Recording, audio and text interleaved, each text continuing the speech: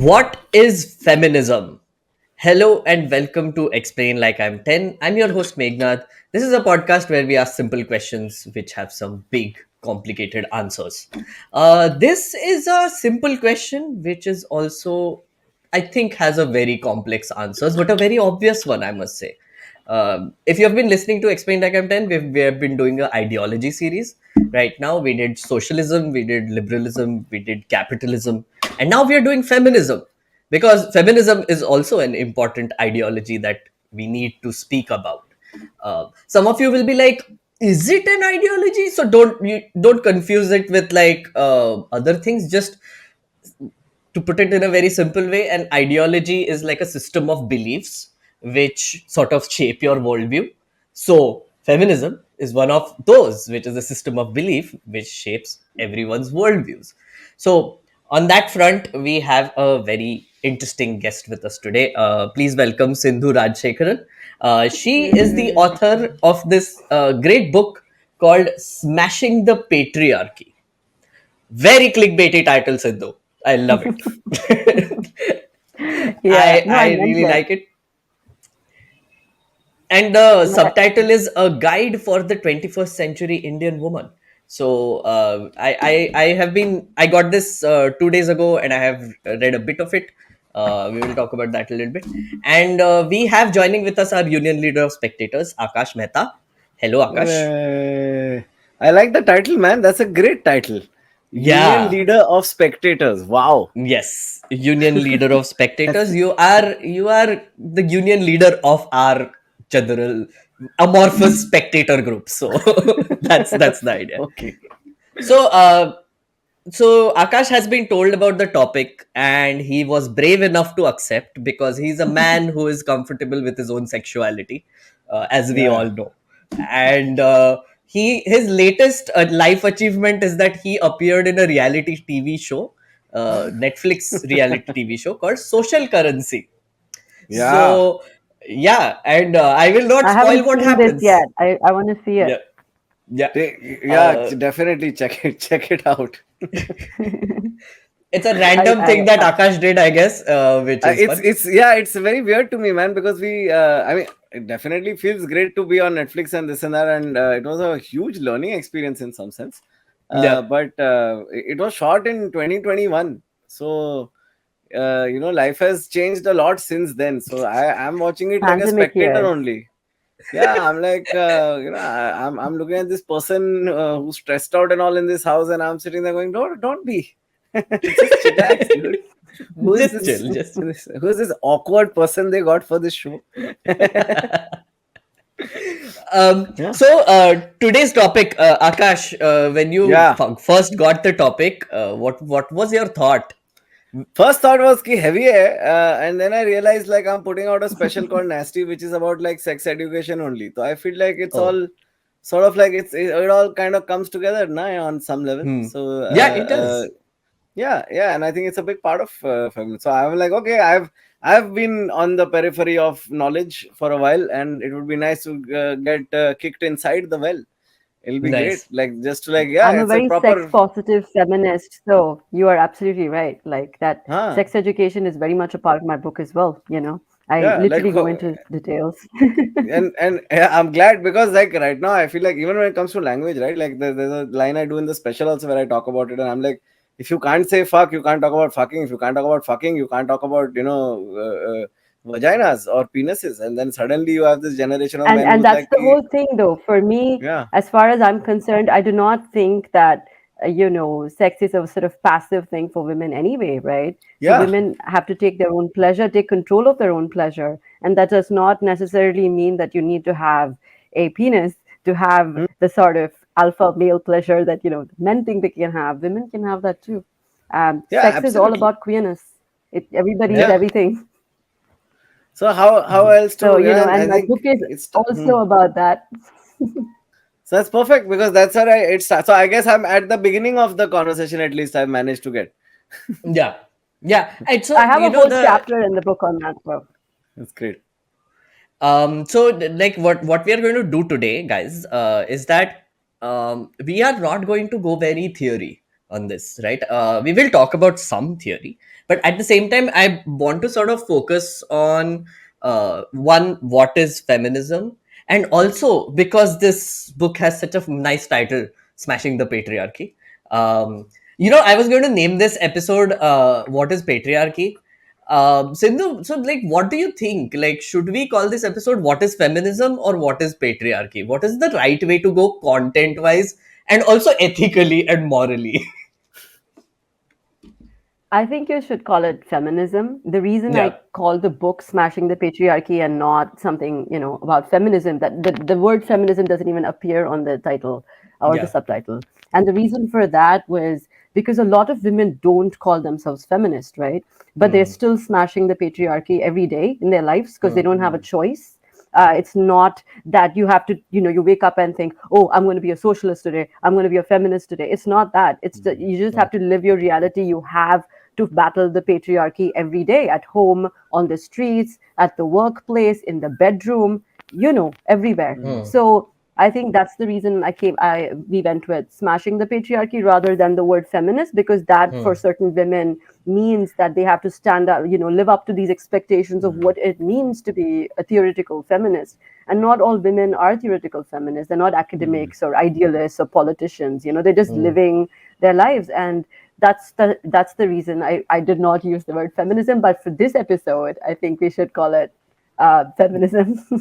What is feminism? Yeah. Yeah. Because I was also thinking, um, I have grown up as a in a very patriarchal household. So like, just background check, right? So I mean, I grew up with brothers. I grew up in uh, Nagpur. I had a very strong patriarch grandfather who was controlling everyone, including the men.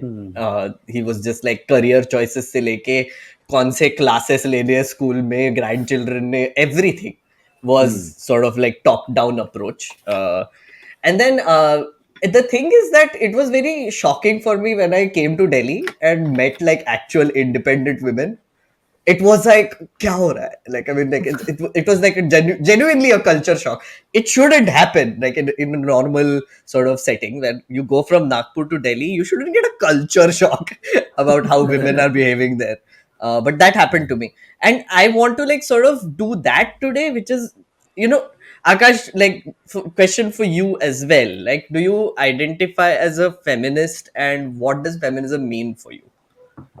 Yeah, so let's start with background check. Hmm. Because I grew up in a very different, like, in the hybrid model house, so to speak.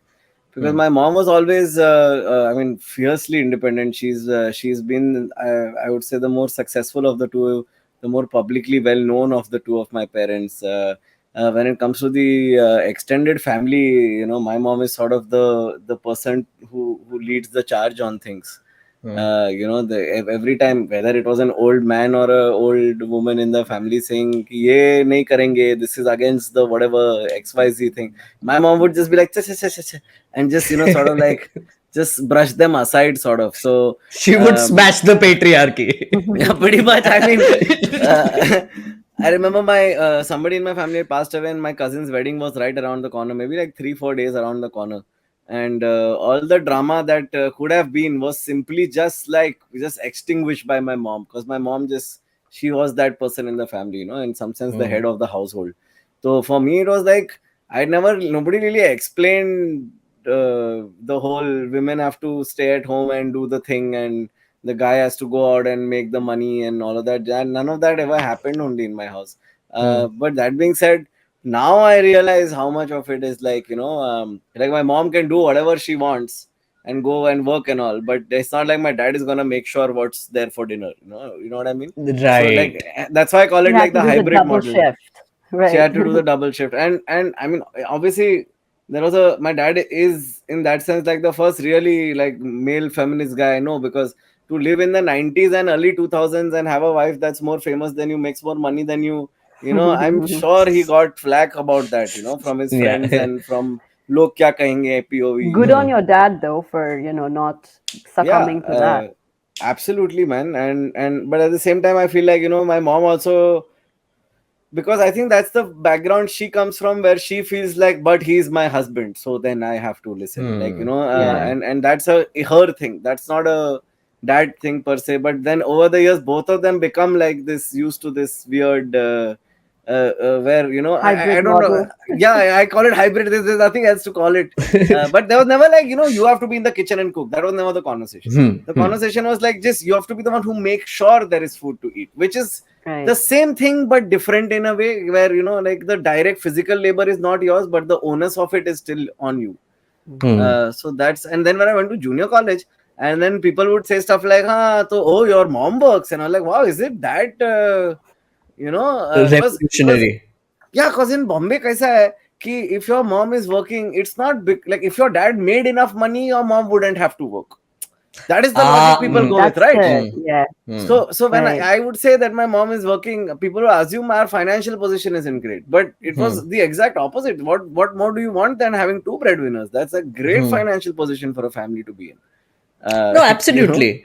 And the what you just pointed towards is actually so interesting because so like your upbringing sort of molded you in this ideology in a very different Yeah. way, right? Where you saw a strong woman presence, you saw like a dad who is okay with her being strong, and that Yeah. sort of shaped your worldview. And for me, it was like all male, all brothers, like top down. So that sort of shaped Yeah. my worldview as well. And when I came to Delhi is when I started noticing a lot of things. But Sindhu, please take it away and tell us what is feminism, and also please tell us why you wrote this book and why you're so interested in this subject particularly. No, it's very interesting to hear about your experiences of how you came about when you saw empowered women in your lives, right? Because that's a very interesting thing about India. India is not, although some people would want it to be one culture, it never Hmm. was. And Hmm. various communities have very different understandings of what patriarchy means, and many of them are matriarchies as well. So it's Hmm. not that, because I come from a long family of many matriarchs. My Hmm. grandmothers, great grandmothers. I'm Tamil, so our history is very different in many ways. Hmm. And every family is different too. So, like what he's saying, Akash, about his mom working, and that was not a cause of strain or stress in the relationship. Essentially, that comes from there might be somebody that in their family, maybe great grandmothers, grandmothers, they must have had agency. Hmm. This Hmm. whole idea that Indian women have always been victims is bullshit, because it was never the case. I'm Hmm. researching in feminist history at the moment, and I can see this is not to say India was utopia ever, right? Because people Hmm. are always trying to, subvert structures of oppression of whatever sort, Brahminical patriarchy, or with caste and class and all of that. Hmm. But women have always sort of thrived in India as well, in various Hmm. positions and various capacities, and they have done that in the past. So to say that in the present, that's why I take the line of talking about women's power and leadership, because I think it's Hmm. enough for women to have to fight this. It's they Hmm. have to just change everything and create a new structure. That's the only way you can break the old structure. But So, sorry, just it's not always interrupting you, possible. Sindhu. Yeah. What do you mean you take the position of power and structure? Like, what are the other positions also? Oh no, yeah. So no, I was just meaning that I think we had a chat about this just before we started, right? Yeah. Because Yeah. always when I write, as a brown queer feminist woman, people always assume that you would write from a position of oppression. But I choose Hmm. to write from a position of agency. Not that I'm saying that there is no oppression. That's the reality of our Hmm. existence in many ways. But that's not the reality I want to propagate. Like, that's not what I want to take forward. I want to break that. I want to think about how I can change this for myself and for the people around me. Hmm. And that is what feminism is for to me. And the patriarchy, if I can define that too, just to start Hmm. off, it's not just to do with oppressing women. Hmm. Patriarchy is about, according to me, in my definition of it, is that it wants binaries. It wants super masculine men and super feminine women, which never happens. It's not that so the patriarchy expects men to perform a certain way, their gender and Hmm. sexuality, and women to perform a certain way, which is bad for both men and women and everyone in between and outside of it. Yeah. Because not Yeah. all of us have emotions. Men have to cry, boys have to cry. Patriarchy does not allow that. right? Hmm. And women cannot be alpha in the patriarchy is petrified of women's power, right? It Hmm. cannot just stand it, and it has to sexualize them, and it'll sexualize them from a male point of view. If a woman is sexual from her own, in her own way, that again Hmm. is like, oh my god, she's a villainess, she's a whore, she's a Hmm. whatever, Hmm. right? So it's that's what the patriarchy is essentially. And then we will I talk want about to. intersectionality I think you later. have said a bunch of things, and I want to unpack it slowly, dhire dhire, because I think we need to also understand that each of these things they've said, which is like, let's say, oppression versus agency, right? In practice, I'm still confused about how that works, right? Like, so you say you come from, you write from a position of oppression, sorry, agency versus oppression. You don't do that, right? Can you also like tell us in a very real sense how that would work? Like, how do both of these things look like? Okay, so I think what it is like, for instance, if you take some of the interviews in the book, Hmm. right? So you have women talking about their everyday lives and maybe at the Hmm. workplace, of the sort of the patriarchal oppression that they face in their everyday workspace. But they're not Hmm. dwelling on that. They are talking about how are they subverting that, how are they challenging that, how are they Right. fighting that. That's what I want Hmm. to hear.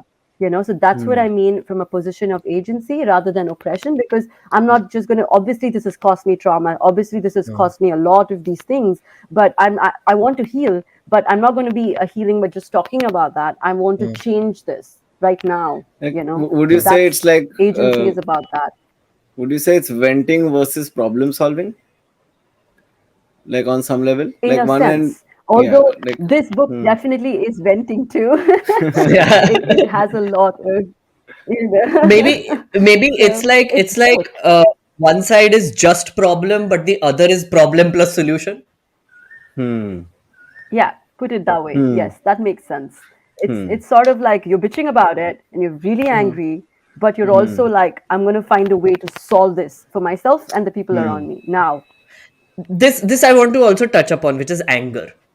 This is actually a very emotive thing, right? Which is, let's say I go and from the rooftop such out, I'm a feminist, right?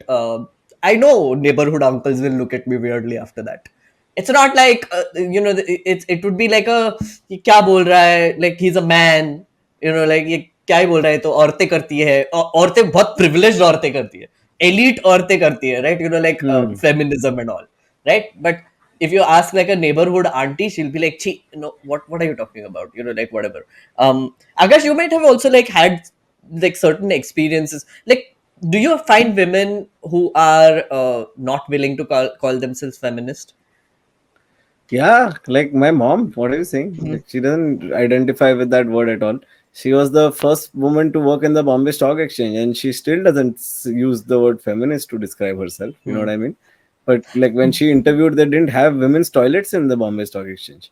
And Hmm. like her interview was supposed to go on for 5 minutes. It's a formality interview. It ended up going for 3 hours because they were trying to convince her to just not go. Oh, So like, so I mean, I see a lot of people around me doing that. Also, but at the same time, I feel like, I mean, this is not just with feminism. This is generally, I feel like, aren't these words that people should be calling you as opposed to you calling yourself? You know what I mean? Like me saying that I'm a agency. national. Akash Mehta Hmm. agency. Yeah, no, but I mean, like, finish for so no, yourself.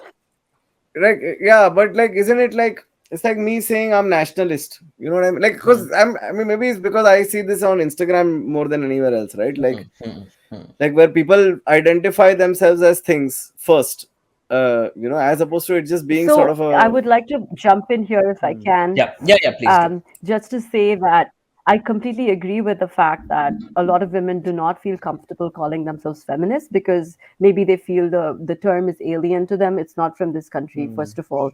Hmm. But the idea of women's empowerment is not an alien idea in India. Like your mom is a Hmm. perfect example of that. That she was Hmm. this woman who was in the Bombay Stock Exchange, right? And that's absolutely, and which is why I said I did not call the book feminism. I called it smashing the patriarchy because all Patriarchy, women yeah. know the patriarchy exists.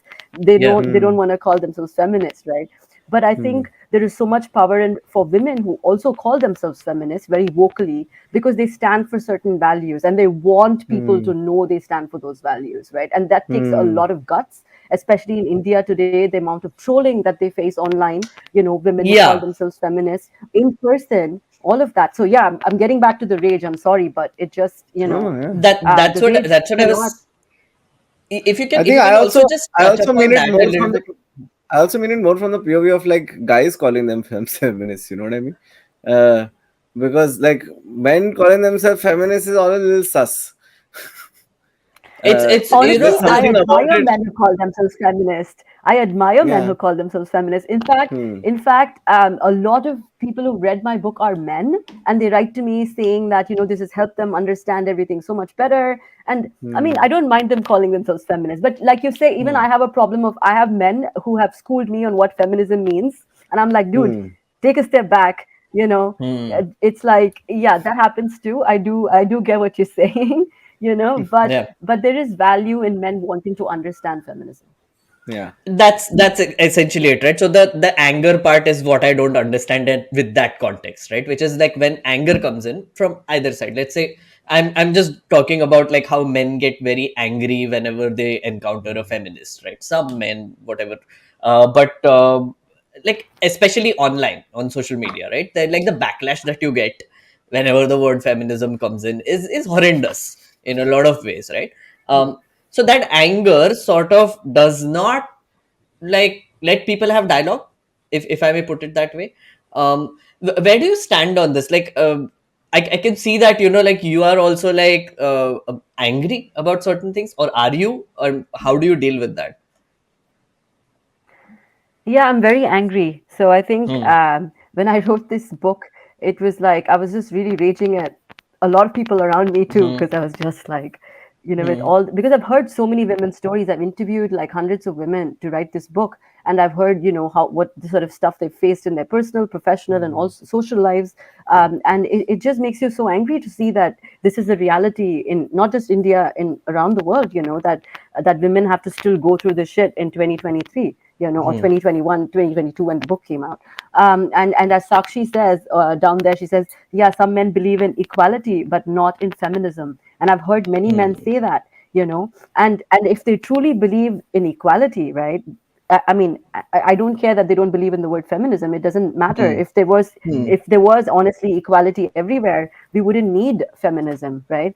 But Hmm. it's not the case. It just simply is not the case. You cannot define what equality is according to you within a relationship and be like, oh yeah, yeah, I do this, you do this, this is equal, but Hmm. maybe the woman wants to do something else. I don't know. It's a complicated sort of a thing. But yeah, I have a lot of rage within me when I hear, and the statistics that you read, the statistics, you see the rage does Hmm. not leave you. So Hmm. I try not to be bitter about it. I've tried to have a sense of irony, or like, be a bit funny in the book about the whole thing, right? But it's not, it is a very angry, anger inducing topic.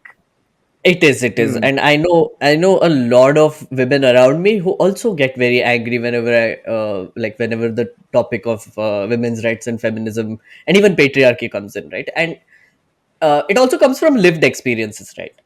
I mean, that's also a Hmm. thing, like, I mean, as men, like, I mean, I have no lived experience about being a woman or being perceived as a Hmm. woman, so I don't know what it feels like to be oppressed as a woman. So then I will not have the same insights that you have, which means I will not have the Hmm. same amount of anger which you have.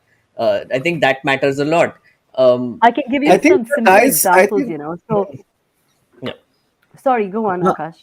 I feel like guys also have lived experiences because the patriarchy is fucking us so bad, dude. Like, I mean, Yeah. the number of guys I know who are just a hug away, like just a hug would have made them a better person. Like, Yeah. Yeah, and I feel like we don't really think about that only enough. Where Hmm. we should be yeah. angry too, because Yeah. we've been So short. absolutely, Everybody's suffering because of this. I honestly think men should just cook, stay at home, watch cricket, let their wives, or the women in their life, go to work. It would be great. Like, they can have a great lifestyle. It's perfect. Like, why would Yeah. they want to go work? Yeah. Why? Why do you want all the stress? Why? It's just bring up the kids. It's Yeah. perfect, man. So I think, like, what, sorry, I was just coming to the fact of lived experiences, which I think Akash pointed out very well. I remember as a kid, because I was a very puny child, who was not good at sports. That is where I experienced patriarchy. I just didn't know it was patriarchy, Mm. where it's like, तू manly नहीं है, तू wicket keeper बन जा, like तू batting और bowling नहीं कर सकता, type things, right? Yeah. And like, अरे इसको बास्केटबॉल खेलने के लिए क्यों भेज रहे हो, उसको स्केटिंग रिंग में भेज दो, right? Or something like that, right? Like, Yeah. um subtle ways of, like, just imposing patriarchy on puny children. अरे मैं तो um रो देता था यार बार बार. I used to be so easy to make cry and it was endless. Like when you're a boy who's prone to crying, people love that. They will push you every chance they get just so that they can have that malicious joy of saying, "Hey, लड़की है तू रोता है." It's हाँ, horrible. yeah, Oh, yeah. Yeah. and yeah, I and hate it so when they say that, like crying like a girl, right? Yeah. yeah, so Sindhu, But like, and that statement, no, because men don't know how to cry. Whenever I've broken down and cried, I cry like anybody. Everybody cries the same when they yeah. actually It's cry. just crying. It's human, It's actually. just crying. Yeah, Yeah. ठहाके लगा के crying करना. What is the word? I don't know what that's. हंसना. Ulta, Sorry, Crying I feel has bad like no Hindi. gender. I mean, it's just I not used a to do gendered I used thing. to bid about this where like Yeah. when I wanted to cry and I have to make sure nobody's in the next room and all because when I'm crying it's not regular. It's once in 3-4 months now, right? So I'm Hmm. not crying for that thing. I'm crying for the last 4 months of not being able to get my feelings out. So when I'm crying way uglier and way louder than my wife cries when she cries Oh, because it's way more built up. she's just like My one nose tear, and then you're just like, just like Yeah. nose is Floods. crying and everything is coming out from every orifice. It's horrible. yeah, Sindhu, you no, have. Can you talk a little bit more about how patriarchy affects men? Because I feel like yeah, that is something that is worth talking more about It's a as good well. selling point also, I feel like Yeah. no, for the absolutely. unconvinced I think, person. Yeah. yeah. I mean, let's start first off with, what the patriarchy tries to establish in society, right? It's all Mm, about perpetuating male bloodlines, pretty much. Hmm. That's all it is.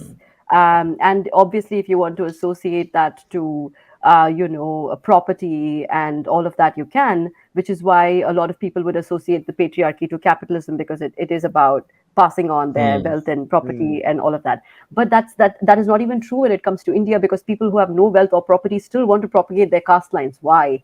And just because of the heritage of their whatever that they want to do. And this is not to say that I'm against people who marry within their own castes. Happy for Hmm. you if you're like happy Hmm. to do that.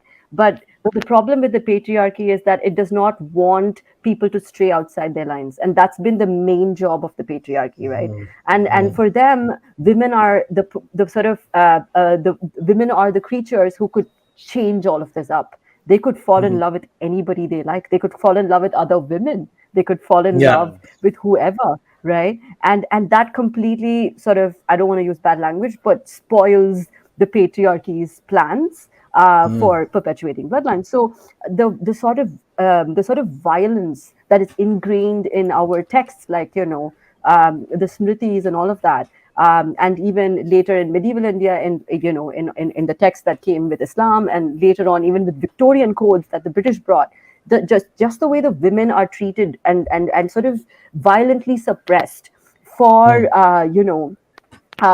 breaking these lines of what it means to be a good human being within the patriarchal system, right? And Hmm. how this affects men, because you like men cannot fall in love with anybody they want. Like you have to be very, and you have all that suppressed anger on like of like why you cannot be free and just sort of date anybody or fall in love with anybody, fall in love with other men. Not possible. And like it's just like it's really bizarre. It's like so much of this pent up emotion that men have to like grow up with, right? And that's Hmm. one aspect. The second aspect is, as you both rightly mentioned, about this whole thing of macho masculinity, that all men have to be like super built up biceps and all of that. And if you're not, they're like going to be like, oh, you're so puny, go do this or that. And for women, it's the exact opposite. So if you're not fair, you're not, fit the prototype of what it is to be a beautiful Indian woman. Again, you face all this rejection in Hmm. society, which is so unnecessary. Like, not all women even care about how they look, right? It's Hmm. but society forces you to, the patriarchy forces you to. So that's the other aspect of it. So I think mental health, love, Hmm. physicality, all these are things that the patriarchy absolutely messes with. Hmm. And it's just, and for men, and the last thing, of course, is that they have to be the breadwinner, that they have Yeah. to be in That's charge of such a everything, it's a even if they horrible don't. stress for no reason. Yeah. Like Exactly, even like exactly. Like, when why? I got married, for some reason in my brain it just like triggered that fear, and I was like, where does this even come from? It's so weirdly Yeah. ingrained in my head, where suddenly my and I've seen the opposite play out in front of me all my life, and yet Hmm. the that conditioning is so ingrained that the pressure is there on some weird level. And also, like, Have I you have heard? also go on, Sorry, Sindhu. go Like, on. you complete. Go on. Okay, I was just going to say that. Have you heard in India, like, when a guy is just a wastrel, they'd be like, oh, yeah, yeah, get him married. He'll have kids and he'll become responsible, right? Like, this guy, that's the way to fix him. Oh, That's even when you're precisely what getting I married, was. yeah, That's even when you're precisely getting what I married. was going to say. Like, Hmm. there's this expect. So I got married, like, I think 5 years ago, right? And there's this weird expectation of, let's say, so earlier I was a waste Yeah. fellow, and then after that, अरे इसकी शादी करवा दो. Like, once he finds a good girl, he will suddenly become responsible. Actually, that did happen to me, so win. But any but like, after that, getting married, then it's this, what you said, right, which is perpetuating a bloodline.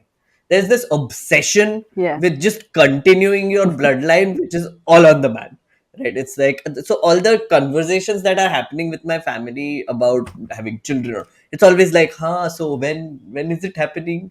What is happening? When are we going to hear the cries? It's like bizarre, like disgusting levels. But But is it like the joke? Is it a joke or is it legit? Like in my it's family, the legit joke is, sometimes. oh yeah, like in my family, the joke is there, but like then my mom will come and be like, "Don't you dare have a kid anytime soon." Like, you Oh know what my I god, I mean? love your mom. Can I get adopted? Yeah. Like, No, that's great. Hmm. It's amazing that your mom says that, and that comes mm, from her own life experiences. mm. Yeah, like by the time my mom was It's my it's age, she already had She both wants of you to us, right? succeed. Yeah, yeah. But Hmm. And I think also, it's also, huh? you can't give But I like will say this logical one thing, arguments right? for this. Like, Sindhu, have you noticed this? Like, whenever it comes to like childbearing, you can't give logical arguments like, "Yaar, बहुत expensive है बच्चा." Like, I want to go Yeah, travel, I want absolutely. to do other stuff. उस पे पैसा लगता है, and बच्चे Hmm. पे भी पैसा लगेगा. I mean, I'm just thinking of it that way, right? Like, it's very expensive. Do I Yeah. really need to make that investment? No. So that's pretty much A solving my lot problem. of a lot of people are going child free these days, couples who are married, not married, whatever. A lot of people are going child free, and in India too. Hmm. Like, I see this, like, a growing trend in India, that people are consciously choosing not to have children. And I think that's a very important thing in India, because for women and men, this is again, it's a patriarchy, right? For both, Hmm. it's not Hmm. that your Hmm. life is fulfilled only if you have a child. You could have something else in your life that fulfills you. You could have a hobby, you Hmm. could have a great job, you could have, maybe you love traveling, whatever it is, like, fulfills your life. You don't have to have a child to, like, do the, I mean, going back to, like, oh, who will do this stuff for you when you die, like, who will take on, like, it's that sort of stuff it comes to in the end, like, who's going to do. It's like, it doesn't matter. People have to just move away from that thing, that idea that you have to have kids to have a fulfilling sort of life. Yeah, Because when Hmm. people have kids and they don't want them, it's horrible for the kids. Yeah, precisely. Akash, you were yeah. saying?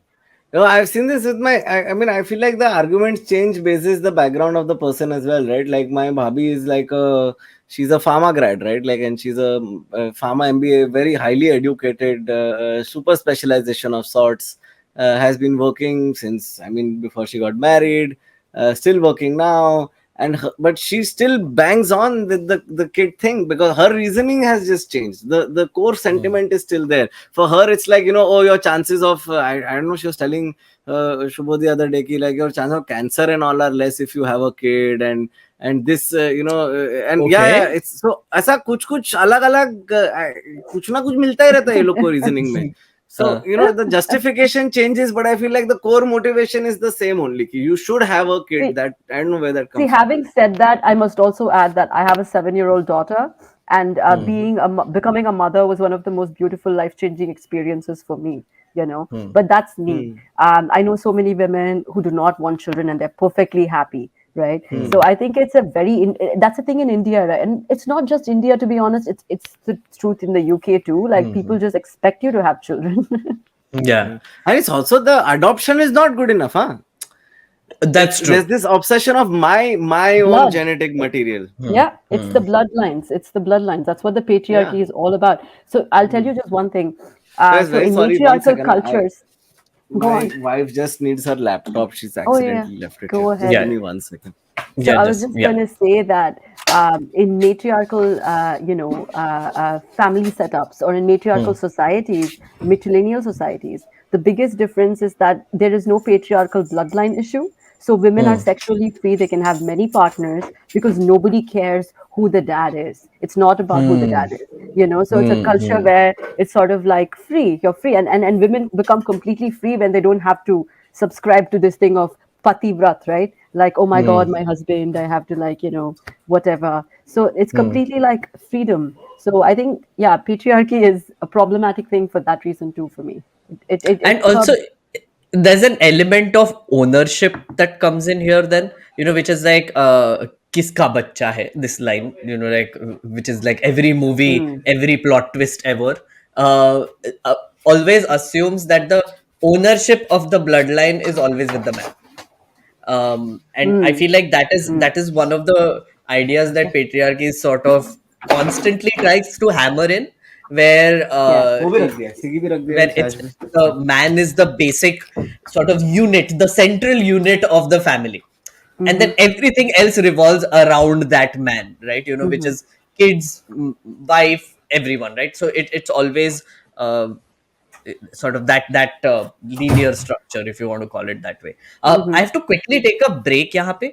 After we come back from the break, we have to talk about gender fluidity, and we Mhm. also have to talk about men's rights, because oh my it's a god. very like, I want to see what Apparently Sindhu does. there is a whole, like, organization to fight for men's rights in India, I've heard. Oh my Yes, god, yes, it's so there is. Of needed. Yes, there course, is. Yes, we of course. have too many people, so we have an organization for everything. Everything. Yeah. For Okay. those who are listening, please do like, share, subscribe, and also please like this YouTube channel if you're watching it. If you're listening to it on audio, please do consider going to our YouTube channel, where we are producing videos now, and this podcast is available on video, so please go there, or continue enjoying listening to What is Feminism on your treadmill, trying to get buff for whatever reason. Maybe it's patriarchy. We don't know. We'll find out after the break. Bye. Hey, it's been another great week on the IVM Podcasts Network. On Cock and Bull, Cyrus, Puneet, and Noel discuss about naked NYC comedy shows and the massive US accounting error in sending aid to Ukraine.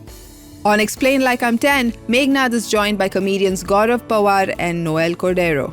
They explore what is universal basic income and its potential to transform society.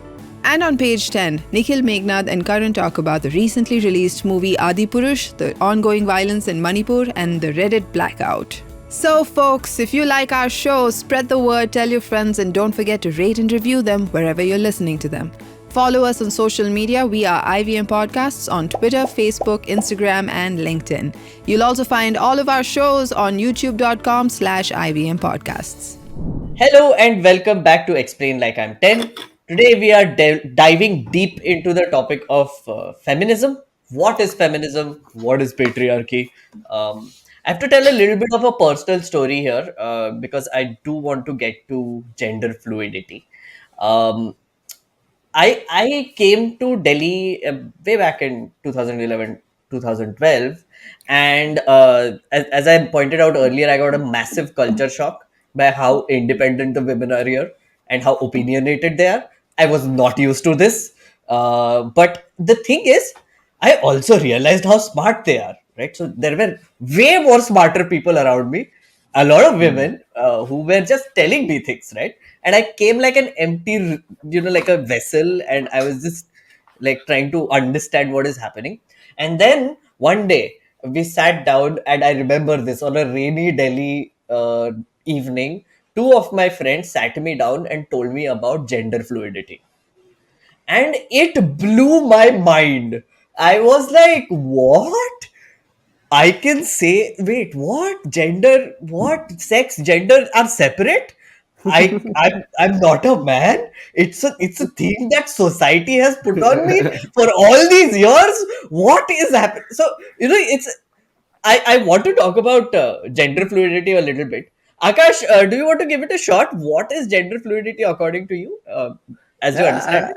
So you don't know this about me, but like I have always like I over the last few years I have also realized that I am pretty non-binary. Oh, Uh, okay. yeah. So I mean, I to grew up like I said, like it was always like this male role, female role thing didn't really apply in my house. Hmm. Uh, the traditionally female roles, when you have two sons, it's the younger son. Hmm. The chai bana de, the set the table, all these things that now that I'm married, they somehow put it on my wife. They assume that because she's the woman, she'll put the plates and all. In fact, if anything, I feel territorial. Like, hello, I set the table. What is this? Yeah. Yeah. But yeah, I've went through this whole crisis, man. I thought I was bisexual and all in the middle, and then I was going through therapy also, so I figured it out over the period of time that I don't really identify on either side of this, and Hmm. somewhere in the middle is where I am. But over the years, this is what I get from it. Okay, and probably heavily dependent on personal experience and not so much anything I've read, but like. What you are is it's 20% you, 80% what you've been told all your life. You know what I mean? Absolutely. Hmm. In terms Uh, of you know, awareness. yeah. Hmm. I always say that everyone has queer potential and they've not Yeah. explored it.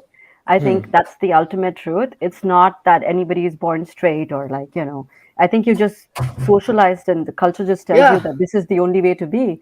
And the moment you know that that isn't, and you start exploring, you just discover so many amazing things about yourself, not just the body, Yeah. but the mind. Just Hmm. the way that you can exist outside of all of these boxes, right? And good on you to like share that. So I'm queer myself. And Hmm. to start off with, as a teenager, I always thought I was a lesbian. And then in my 20s, I discovered I'm bisexual, that I'm interested in men as well. And now I find that I'm even attracted to non binary folks. So I don't even know whether I can call Hmm. myself bisexual anymore. I should Hmm. probably be calling myself queer, which is what I do now.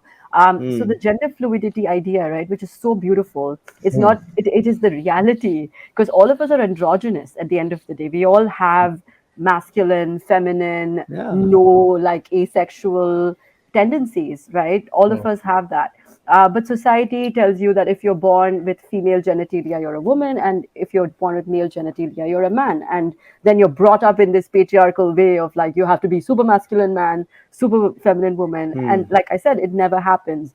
And the fluidity thing is actually very interesting Hmm. because before Section 377 was imposed in India, right, there was a lot of sexual and gender fluidity in India, Yeah. Hmm. according to a lot of research. And if you see in the archives, if you see, in a lot of texts, you can clearly see that because men, I mean, Indian men always wore kajal, wore jewelry, and Hmm. they were like Hmm. really Yeah. like cool, man. Like they were like really into jewelry and like they were Hmm. really Yeah. into style.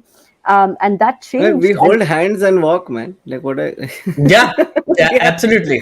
there's Yeah. a whole documentary Yeah. or something about that. Like there's a Yeah. whole series of photographs, or it's Yeah. amazing. It's just, Yeah. I mean, it's beautiful. Like honestly, that tenderness Hmm. between men, right? Hmm.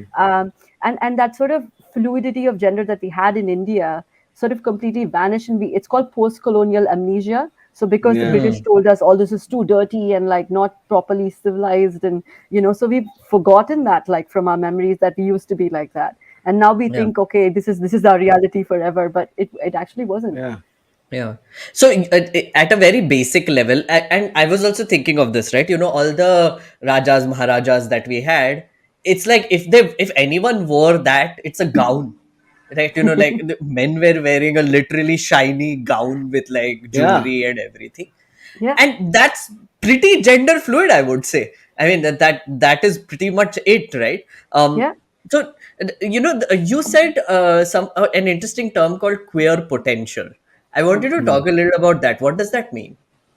Yeah. So this is something in research it appears a lot, and it is. I think a lot of bisexual people, especially, and make this argument that Mm, nobody is really straight, nobody is really gay, because we all mm, have we could explore potentially the other side, mm, and see how that goes. And that's the beauty of human bodies and the mind, right? That we're so fluid that we can explore all of these things.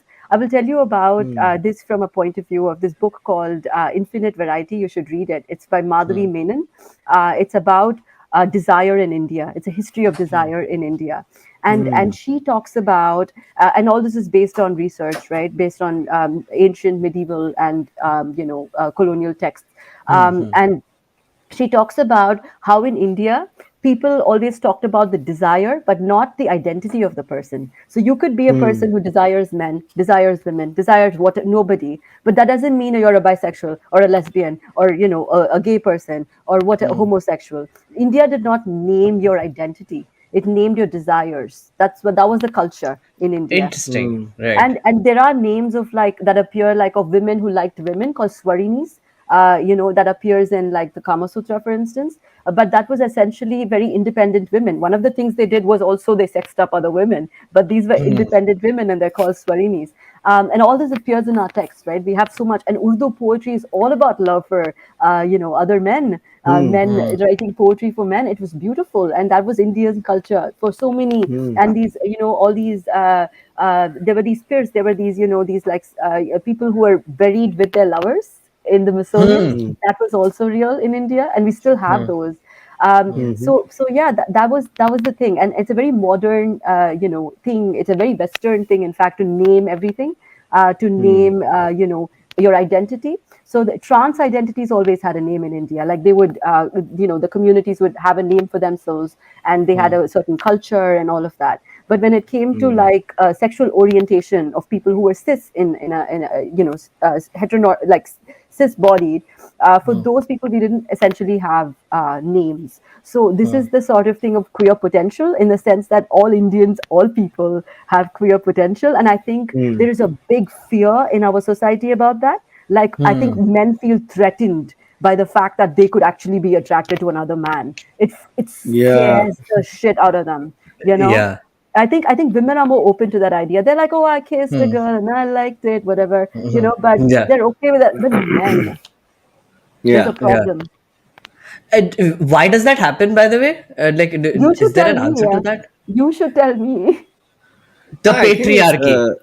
yeah, That's my answer. definitely that. Yeah. Definitely. But Yeah. for me, the whole journey in this has always been like one of like love, because I feel like, do I love my male best friend? Yeah, right. Like I love him, right? Mm, Like don't I? mm, Like I hang out with him fucking 8 hours a day. You know, mm, what is mm, that if not love? It's just that it doesn't have to be like a sexual love all the time, right? Like mm, and I mm, think Absolutely. that when you realize that that is a spectrum, then you start to realize, oh, there's everything, all of this is spectrum to spectrum to spectrum, and then you just sort of fall on these different points on it. I mm, have convinced all my guy friends to say I love you.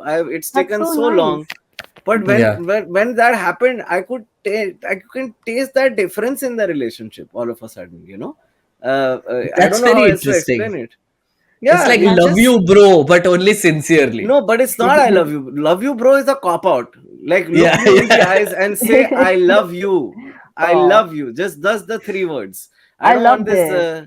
Yeah, it Yeah. really makes a difference, man. Like, you become so much more okay with, like, I see them becoming more okay, because for me, it's been a journey of becoming okay with what I'm like. Mhm, And it's the mhm. same with them. But that I love you makes a huge difference. Try it, Meghnad. It will make a huge difference.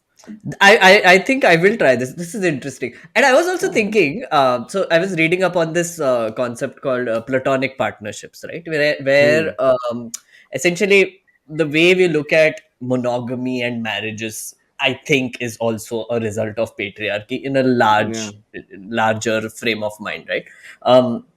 So if you have a wife or a husband, I'm using quotes, or do you have a partner, right? I mean, it makes all the difference. So like when I started calling my partner partner and not a wife, it made a lot of difference, but also confused a lot of people, which I love. Like, and so my way to sort of smash the patriarchy is always this. So Akash, you know this. So whenever I say this, on Cyrus says, right, which is like partner, right? Like, so, oh, my partner did this, my partner did that. There is always this like, oh, you like men or what?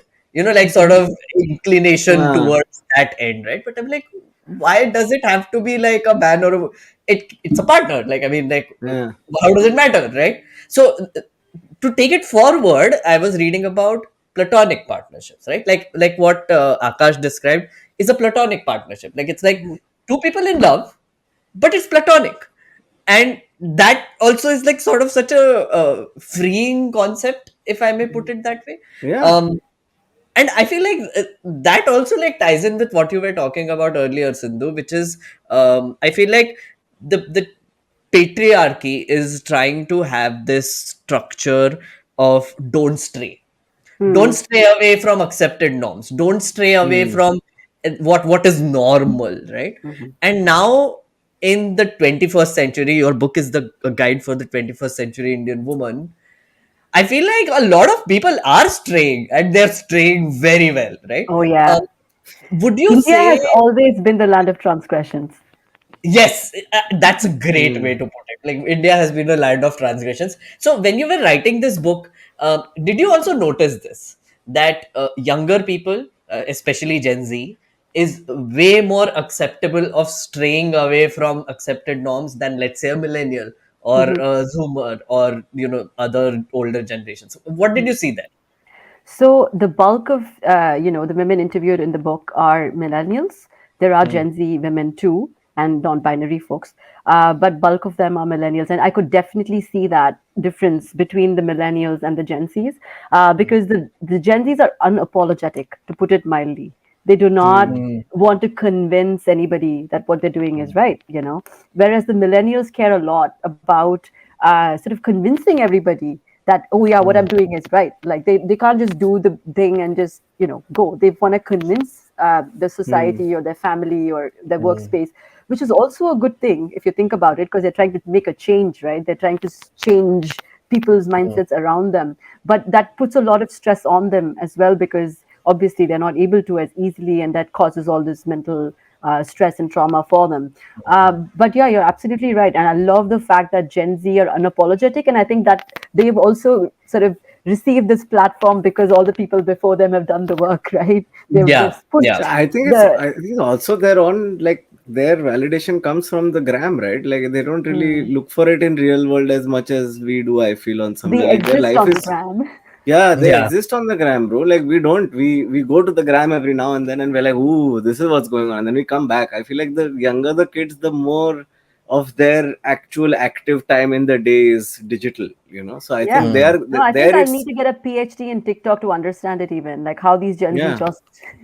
That's Yeah. why India banned it only. Oh, Uh, right.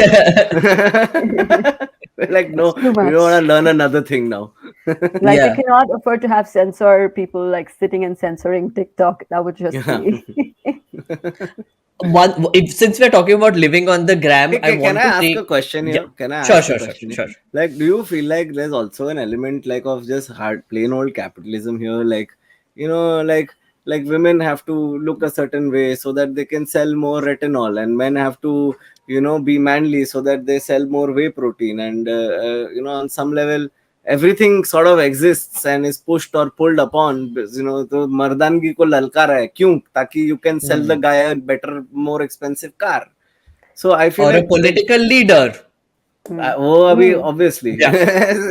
selling is selling. Selling is I would selling. So I would Product say is. yes and yeah. no to this though, because Hmm. while it is true that capitalism sort of goes on with the popular narrative and pushes these things onto you, Hmm. beauty and fashion have become so non-gendered right now. Like I think men buy a lot of beauty products, and women don't sometimes, and it's Hmm. it's it's, it's popular culture changes, right? And Hmm. capitalism sells But it's still whatever within popular that male culture. framework. No, it's like Yeah, face cream, but for men. This is not what the women are using. Okay, this this is is a manly face cream. as long as they can convince the people of what they're buying. Hmm. So this is there's a concept called femvertising, basically giving advertising to women in the way that they want things to be advertised to them, not to Hmm. say, oh my god, get fair and like get married, but get fair so you can get this great job. Not that Hmm. being fair is even a good thing in any case, Yeah, but yeah. then just finding the way to sell it to you in a way that's Hmm. okay with you.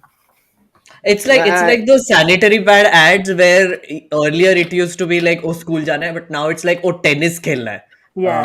That, so it's like a change in the way that is being presented, the product is being presented. But I want to also like touch upon what Akash said a little further, right? So patriarchy is equal to capitalism. You did say that the male bloodlines, what patriarchy stands for, also has like elements of capitalism into it, right? Which is, if you had to elaborate on that, how would you describe that happening?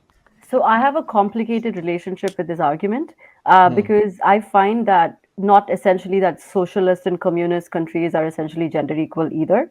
Because I Hmm. think the patriarchy exists in all of them. It's just the men changing their ideology doesn't essentially change anything else. Hmm. Like if you see, for example, in the UK, you have the Labour Party and the Tories. The Tories have had brown leaders, women leaders, but the Labour is just all white on the top. Nothing changes. Hmm. So it doesn't Hmm. and the same in India, right? You have communists, socialists, but if you look at it in from the perception from the point of view of caste or gender, you essentially would just find upper caste. Hmm. Hmm. I don't like using the word upper caste. Maybe caste dominant. Hmm. Men on sitting on the top of that. So it's not essentially that you just change. Oh, let's like say capitalism is the complete enemy. In fact, capitalism allows women to go out there, get a job with whatever skills they hmm. have, and be independent. Hmm. So True. there are those things. So at the same time, capitalism is problematic in so many ways because Hmm. obviously it's tied to all these systems of oppression that we're talking about. Hmm. They're essentially serving those boxes.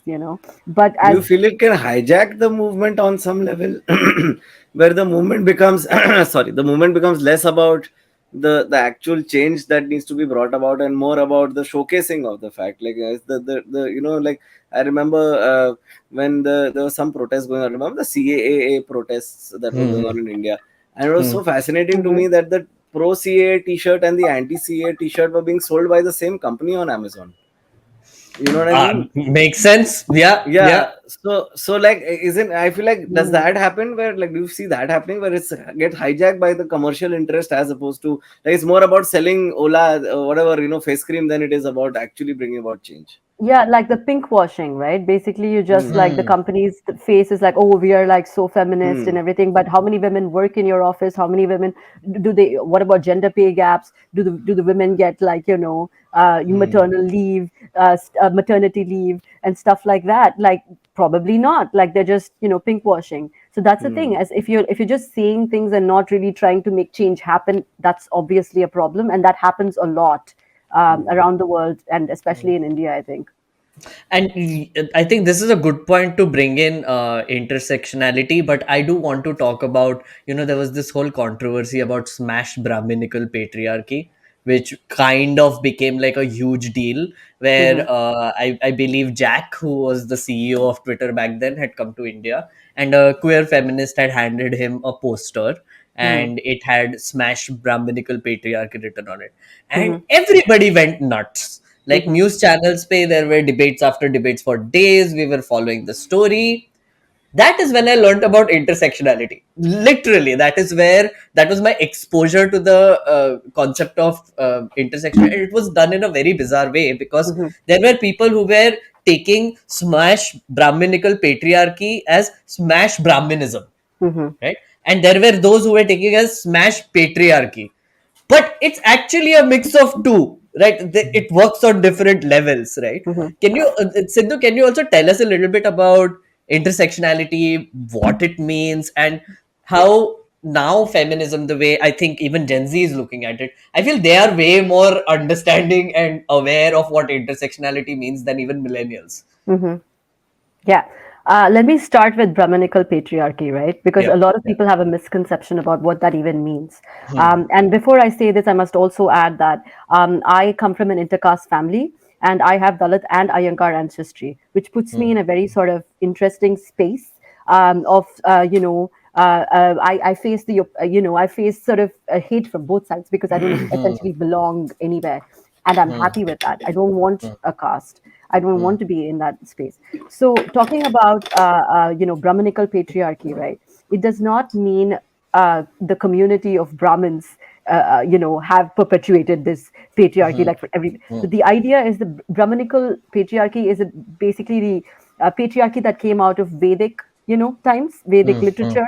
Basically, the thing that came out of all the Manusmritis and all the Smritis that were written as part of that ideology of, of this sort of let's use the word Aryans, although it's a Hmm. controversial word, to say that their culture and race and all of that is superior, right? And when they had come to when that time period, now a lot of research is going on about the Indus Valley civilization as well, and the script is almost deciphered, and we'd come to know a lot more about that then. But what we can say is that there were lots of matriarchal or proto-feminist, metristic cultures in India, in terms of Adivasi culture, in terms of the Dasa Dasi cultures that existed in India then, were very maybe gender equal or more towards that.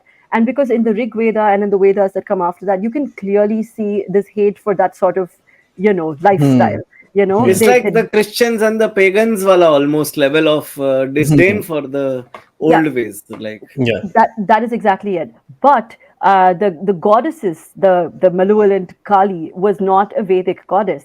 She continued to stay within this hmm, pantheon of gods, and she has survived. And that also shows how, in India, what we call Hinduism is essentially like a pantheon of different religions, ideas, philosophies, all of that. Although people are trying to hijack it and make it into a Brahminical idea of what that religion should be, which wasn't the case. That's not historically accurate, because there's been a lot going on in India over the time. hmm, So, but essentially, to say Brahminical patriarchy is that absolutist idea. It's like the worst radical. If it's like taking, like in the Islamic countries, like the ulema or whoever it is, taking the most radical worst text to, like, be like, this is how everything should be. Like, Right, that's right. essentially what's happening with Brahminical patriarchy too. It's like the worst form of, caste oppression, class oppression, gender-based oppression, all of that, saying that this is the absolute way to be.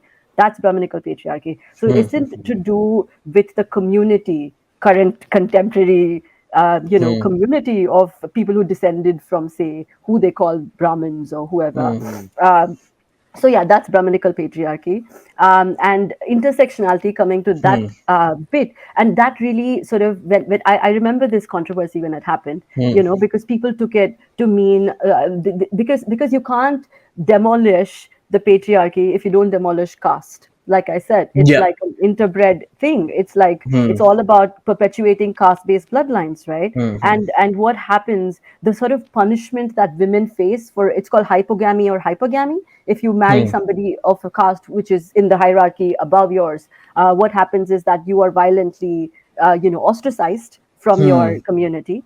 And if you are from sort of the lower part of the pyramid and you marry somebody from the higher part of the pyramid, either you are subsumed and your name is erased, or you could just be violently treated and killed. This is the and it's like these smritis literally tell you how these women can be ill-treated. I mean, how horrible is that, right? So it is, and the lower down you go in the hierarchy, the worse the punishment gets for messing these sort of caste lines and gender lines. Right, and the punishment for queer women is also horrible in the Manusmriti, by the way. The punishment for having sex with another woman is something like, shave your head, put her on a donkey naked, and parade her around the village, something like that. It Oh was God. really. So this is so when you say demolish Brahminical patriarchy, this is all the stuff that it represents. And this is not Right. to say Islamic patriarchy is more better, Christian patriarchy is nicer, or colonial patriarchy. All patriarchies suck. It's just saying that this particular patriarchy has a lot of repercussions in India, and that is important to highlight. So yeah. So, Is there a but male equivalent to this adultery thing in the Manusmriti? Is it like, you know what I mean? Like, is there a male punishment for adultery? Luckily men get off very easy. They just pay a हाँ, fine, or they just like yeah, they just pay वो a वही fine. Interesting चीज है मेरे को कि like इसमें Hmm, there are like I guess that's why it's called intersectionality, hmm, but like it's two things here, right? Like one is how dare you break the rules of the monogamy thing, and hmm, then it's like, oh, but it's gonna be worse if you're a woman because you were supposed to not, whatever the logic is. And hmm, with the guys also, the logic is there ki, oh, you shouldn't be, because the monogamy level is there, you shouldn't have broken the monogamy rules. hmm.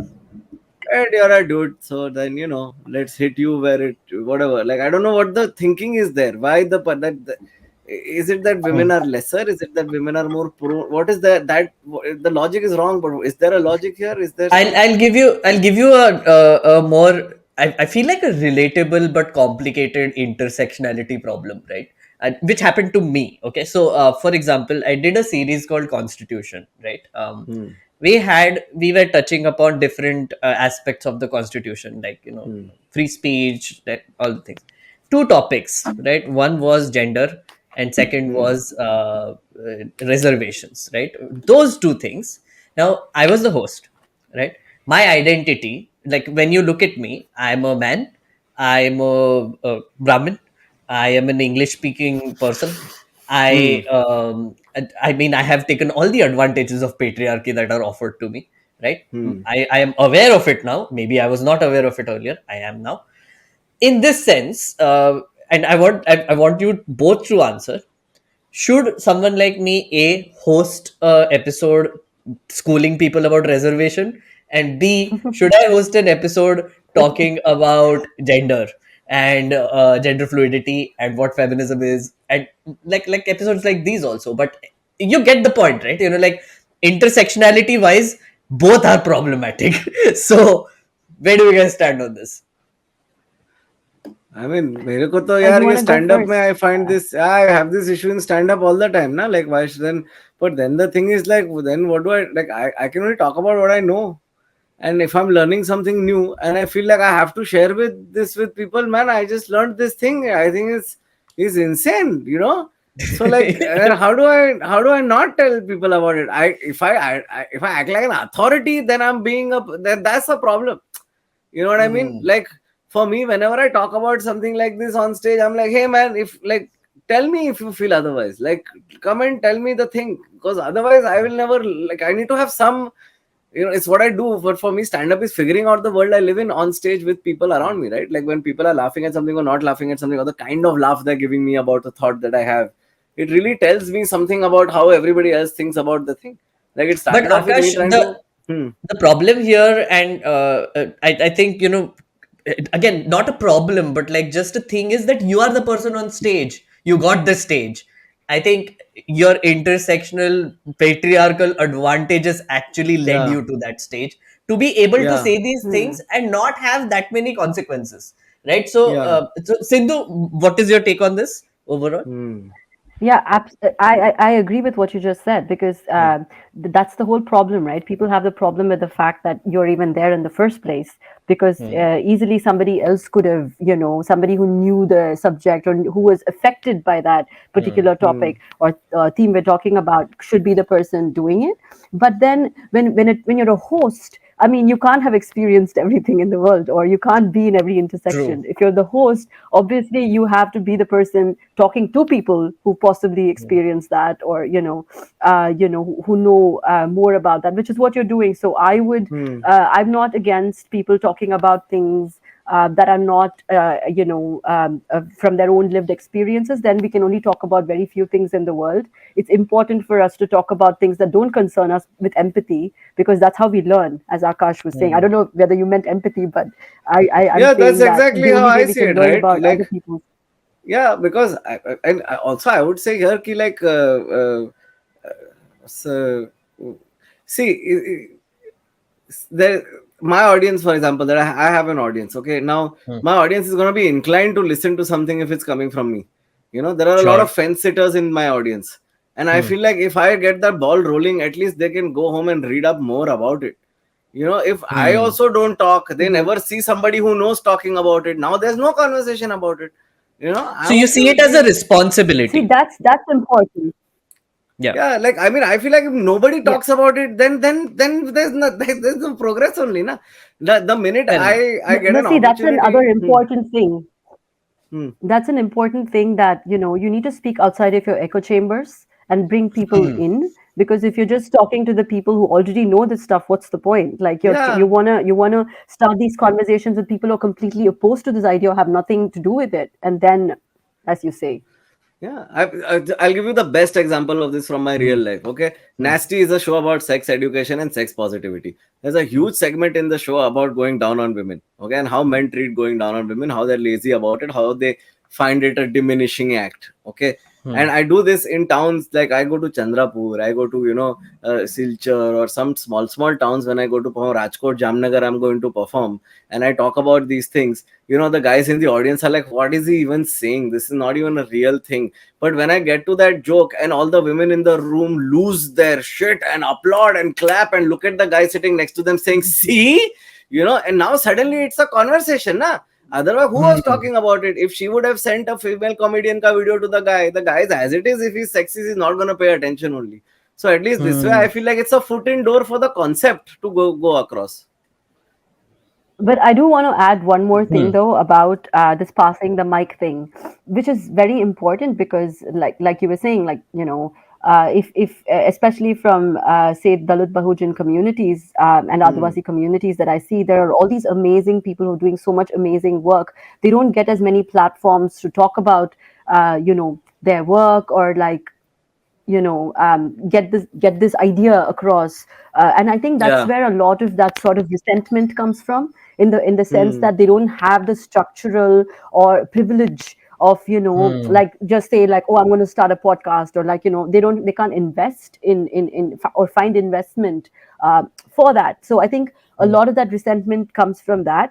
But I feel that, in this whole resentment battle that goes on, a lot of people who come with good intentions are also sort of, pushed away, Hmm. Huh. which I find is unfair in a sense. But I think there needs to be understanding from both sides of why this resentment is coming Hmm. Yeah. in the first Hmm. place. And for you, for given all my privileges, even me, all the time I ask myself, why am I doing this? Am I Hmm. right to talk about this? What, and so I always own up to my privileges, but people will also take issue with that by saying, you owning up to your privileges means nothing to me. You can That's just sit true. there and Yeah. say, oh, I have this, I have Yeah. that, I have this. Yeah, but Yeah. then Yeah. it's So also like, I mean, like to take, Yes, yeah, it I know comedy specifically. Sorry, can I? Yeah. no, I was just Hmm. saying ki me becoming self-aware about my own privilege is doing technically jack, because I'm Yeah. basically still in that position of privilege talking about my own privilege. I mean, it's a bit of Hmm. a mess there. Um, Mm. Yeah. Akash, But you were but saying then something? I Yeah. mean, I see the entire spectrum of arguments about this. From I have cousins of mine who'll be like, hey man, if I'm so privileged, tax me extra for the privilege. Yeah. Yeah. And then the other end of it is people who are very ashamed of their privilege to the point where they'll forego opportunities because they feel like the privilege is why they got it.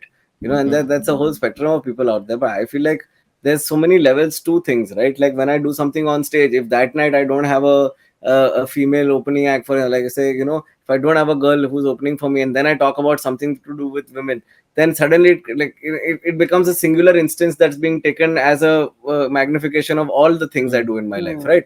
Which is where I think the frustration comes from for anybody who means well but is constantly afraid of getting called out for the wrong kind of thing. Backlash. For the Backlash. backlash. Mm. Yeah. And Yeah. and But that's the where. backlash, I have to say this. I have had quote unquote backlash for my views on caste, like Hmm. reservation.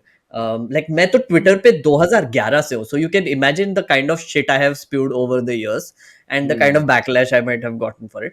But I have to say that I wouldn't really call it backlash. It's more schooling, and I feel like when I Hmm. was schooled about something wrong that I was saying, initially I got super defensive. Ki, "Arey, no, whatever." But then later, when Mm. like I asked for some reading material, a ton of stuff came to me, right? That is how I ended up Hmm. reading Annihilation of Caste. Like Hmm. I read it and Hmm. I was like, holy shit, that's amazing. And Hmm. that's how I read Hmm. Seeing Like a Feminist by Nivedita Menon, because I got Hmm. schooled but for something I said, and I was like, instead of getting defensive, maybe I should just shut up and learn more about it and Huh. see if I can But navigate this. but Ismamina, I've noticed there are two types of people. Like there's the Hmm. kind of person who genuinely wants me to learn, and the other is the one who wants to appear like they're teaching me. You know what I Oh mean? Hmm. yes, no, but Uh, that is the differentiation that you have to do. I feel like you have to Sindhu. do, yeah. Sorry, And I you feel were like, saying. huh?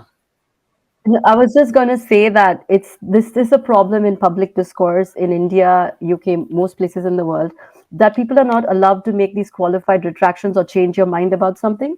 Like once Yeah. you've Yes. said it out in public, like you just, Hmm. it's not that we are these creatures who just don't think or change, you know. Hmm. Everybody Hmm. changes. And if you don't allow somebody, people in society to change, if you're going to be like, oh, you're from this left and I'm from the right and you're from, like, we can't think, you know, you can't, you say one thing and that's how you're expected to be for the rest of your life. Like, and Hmm. as he said, like the fact that he read those books and changed his mind about Hmm. a lot of things, and we're constantly changing our minds about everything. Hmm. And it happens to me Yeah. all the time. Like, and that is, and I'm very open about it in my writing. You know, I say that I Hmm. have these points of view now, and I would contradict myself maybe 3 pages later.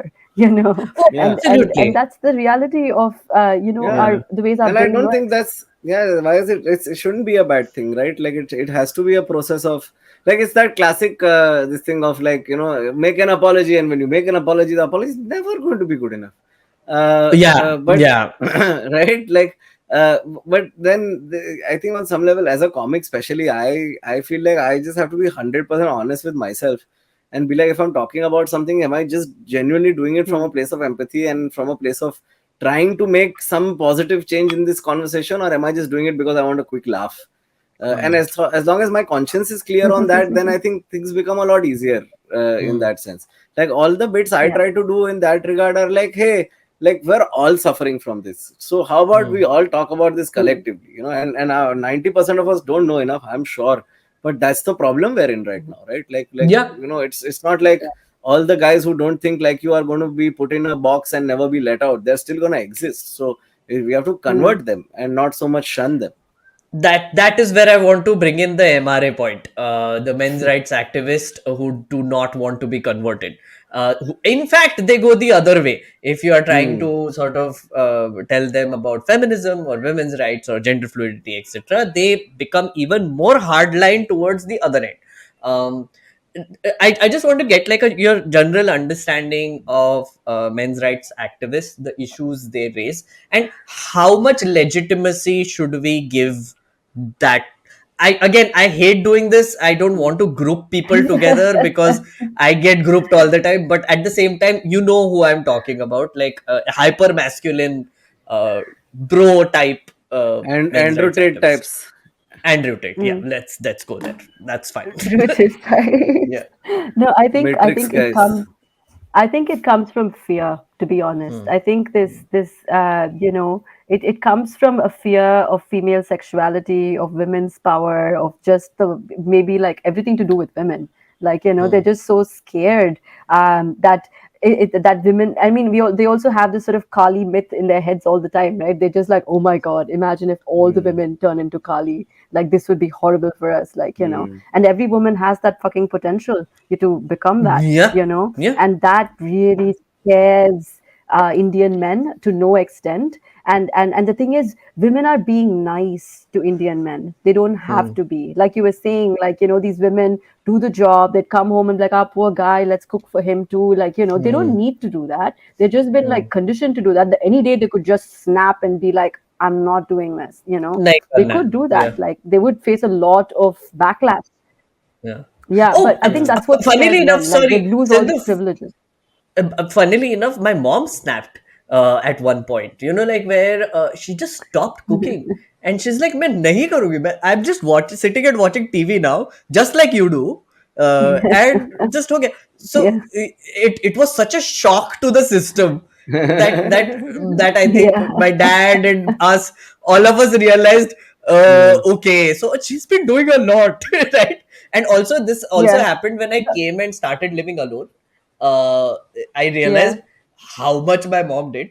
Like there's this one example I keep giving. I realized the importance of a warm fulka after I started cooking alone, Yeah. and that is a sign of patriarchy, really, which is every morning or every time we ate, a warm fulka would come and be on my plate. Yeah. But after the whole thing was done, when the women were eating, they would have like basi roti with Cold. Yeah. achar and tel dal ke, and they would Yeah. also say, I Mm. really enjoy eating this, with like a very happy face.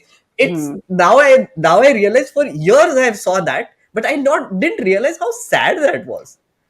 Yeah, dude, I agree with this though. Like when I Yeah. moved out of my car house, I used to do a bit about this where I'm like, like you don't realize, but like, like the small things make a home, right? Like, the bananas on top of the fridge, where do they come from? Like, it takes a mother. Yeah. You know what I mean? They don't just Hmm. appear. It takes a woman who's reminding, and then to remind you, hey, idiot, eat the banana. Yeah. You need the banana. You have no fiber in your diet. Like So it's this those is another small thing things. that Hmm. this is another thing that to do with all the free labor that Indian women do and they're not paid for, like Hmm. emotional labor, physical labor, just Family nurse organizational also. labor.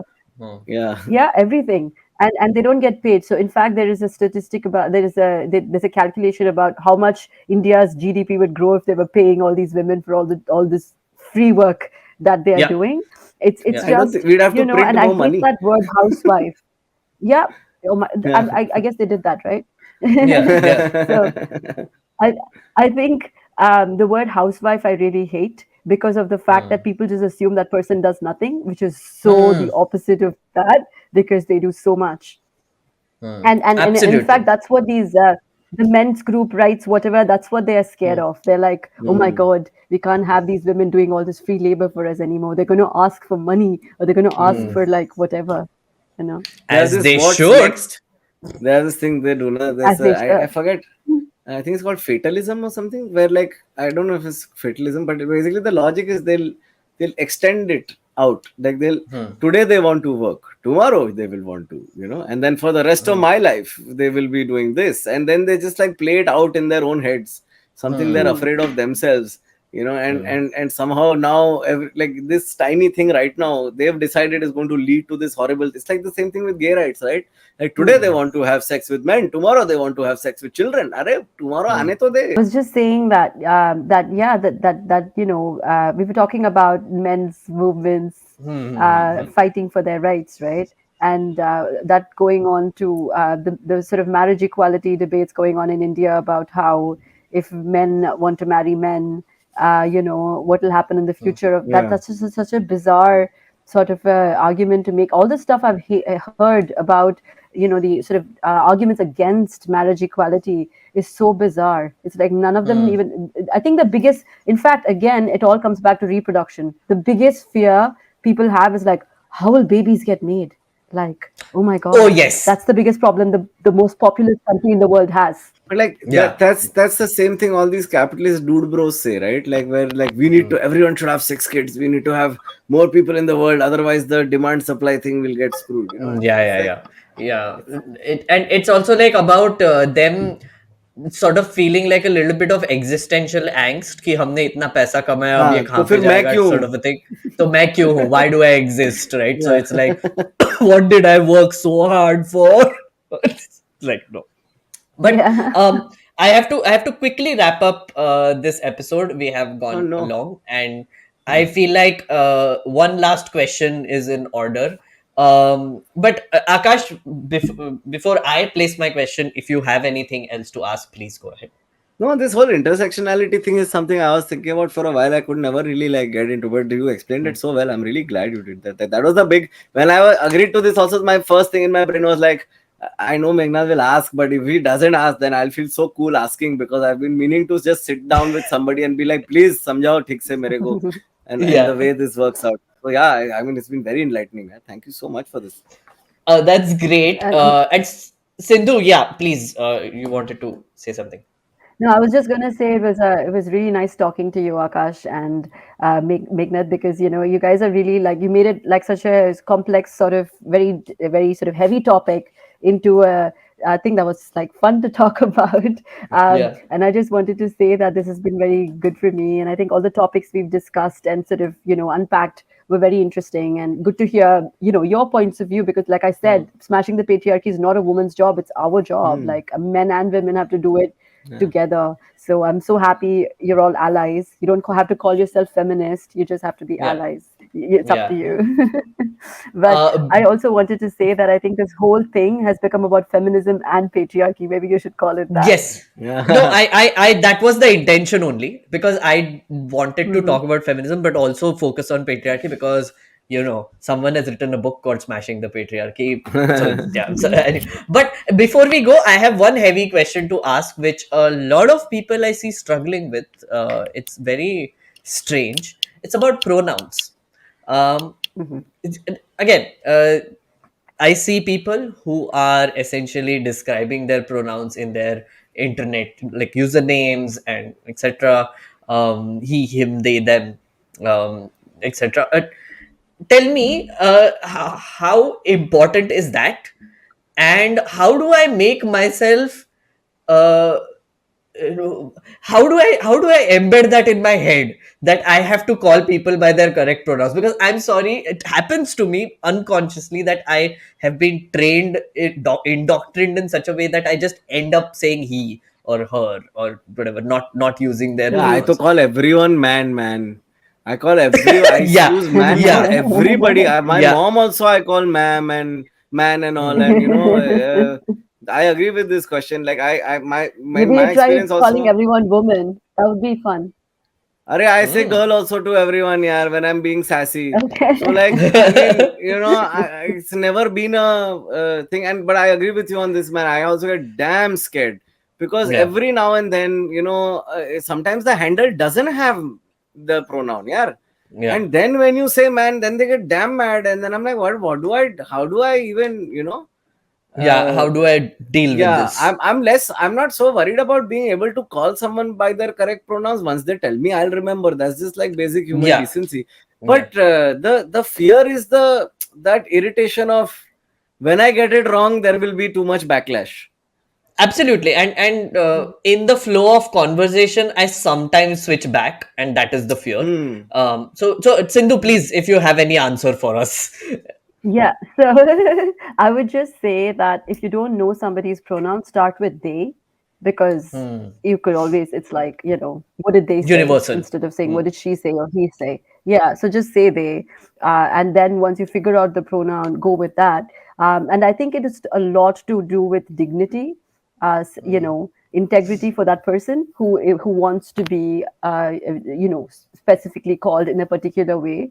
I think they deserve to be given that, right? So Hmm. the other people around them should take the effort to, Hmm. use that. It's like somebody coming and saying something to you, which is very like, because it's not just the pronoun, it is sort of linked to their identity and their, like, the whole Yes. journey they've had of how they've come to where they are.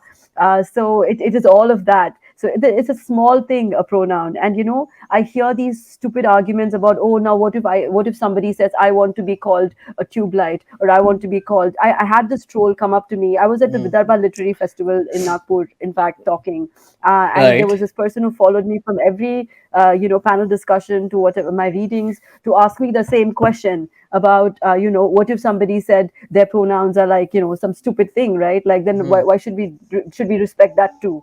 And I'm Hmm. like, what do you how do you answer that? Like, it's Hmm. sort of, I find that It's the bizarre. But same now. What when if one day somebody, they want to have sex with children? yeah, I It's the mean, same logic, like uh, hypothetical that is things a that you are rampant putting problem up. already in Yeah, India. Like, that's a Hmm. rampant problem already. Like, yeah. Yeah. but yeah, like that's how it works. And also, to add to that, everybody can have whatever pronouns they like. You don't have to be trans or intersex or non-binary for Hmm. that. Like, I could just decide tomorrow that I these pronouns are the best that sort of describe me, and Yeah. I expect people to call me that way. Yeah. But I agree with, like, as a non-binary person myself, I have never really leaned into the whole they them thing for myself. I'm very Hmm. okay with whatever you call me. You know what I mean? Yeah, it's a very It's personal more, thing. yeah, it's more the Hmm. empathy with which you talk to me as opposed to the words you use. Because if you use, like, you call me by they and then you demean me when you talk to me, it doesn't really make anybody's day better, right? So just be nice to That's me, true. okay? That's Yeah, so Yeah. true. I don't really lean in on that and make it like a thing for anyone. Like I don't want to. It's been such a long journey explaining it to my friends. Now, if I start Hmm. pushing back at them and saying, ki, "No, I'm mad at you for this," it's okay. Hmm. I feel like I don't put as much weightage to the word as I do with the behavior. People That's assume that true. this is to do with woke culture and they have a hate for it because they're like, oh my God, this is just woke Huh. culture and they're just trying to be cool by adopting these pronouns or whatever, which is again so stupid because people from the left, right, and center, have different sexualities and genders. It's not Hmm. like everybody is on the, Good. whatever And side. people, sorry to interrupt, but people who have issues with pronouns and are okay with titles. You know what I Yeah. mean? I find that so stupid, man. Yeah. Yeah. You can be Sir something something, and you have to be called Sir something something because they put a sword on your shoulder once, but Yeah. just be called she instead of, well, you have a penis. It's like, oh, how can you do it? Yeah. Yeah. I mean, It's all Yeah. okay. people take it too, like, personally, like it's an attack on them. It's Hmm. like, Yeah, I know Absolutely. doctors, who get offended if you don't refer to them as doctor Oh, every time. absolutely. Yeah, Absolutely. so I know then, CAs. I know yeah, CAs who are yeah. like Who CA did ne bola CA? mere ko. Arey, Yeah. what? When did this happen? I'm like, what? like whatever MBA, MSc. Yeah, Yeah. Yeah. Yeah. Exactly. in England too, they Uh. have that other stuff also, na? HMS, OBE. Oh yeah, yeah. Here you Yeah. have like a bunch of stuff. You can The even be suffixes Duke, HH. also are there. His Duchess. HH. Holiness. Yeah, In India, we have Adarniya Yeah, Modi ji, yeah. Shri yeah. Sir, Shri Oh yeah, Shri. Adarniya, yeah. Shri. Shri Amazing. Shri to the power infinity. Yeah. But sorry guys, I have to end this here. This has been a lovely conversation and I have learned so much. Thank you so much, Sindhu. To all the people watching, please go buy this book, Smashing the Patriarchy. It's a wonderful book. I would say it is a mix of academics and not academics, because the whatever I've read, it's very readable. It's not heavy at all, but also it has sources, which is something a Yeah. nerd like me loves. And then please do go and watch Social Currency, in which Akash Yeah. is in. And Yeah. if that's not your Uh, thing, watch Nasty. It's out on YouTube for free. So yeah, oh, you'll have Okay, a lot of fun. And we're doing subtitles in absolutely. 9 languages. So whatever language you speak oh, in India, that's we great. we have subtitles for it. Yeah. I'm gonna Oh, watch both. So yes. Yay! yeah. Lovely Uh, chatting with both of you. yes, absolutely. Thank you Likewise. so much, guys. And I will see you next week with another episode. Bye bye. Bye.